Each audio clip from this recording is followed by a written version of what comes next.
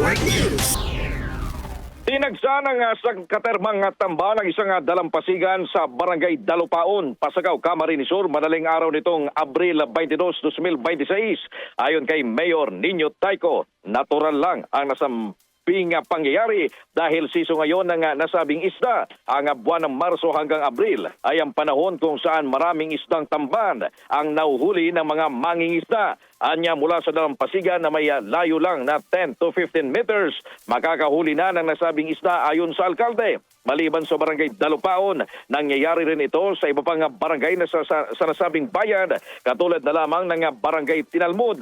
Ayon kay Tayco, malaking tulong naman ito sa mga mangingisda, lalo na sa umiiral na krisis sa produktong petrolyo kung saan lahat ay apektado nito. Ang nahuli namang isda ay maaaring gawing tuyo o tinapa na siyang pinakamasarap gawin sa nasabing isda. Sa laging paliwanag naman ng Bureau of Fisheries and Aquatic Resources Office o BIFAR, maliban sa panahon ngayon ng isdang ito, dahilan rin ang pagpunta sa dalampasigan ng mga isdang ito ay ang paghahanap ng makakain kung saan nasa mababaw na parte ng tubig makikita ang pagkain nitong plankton.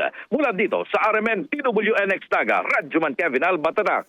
RMN RMN Network News.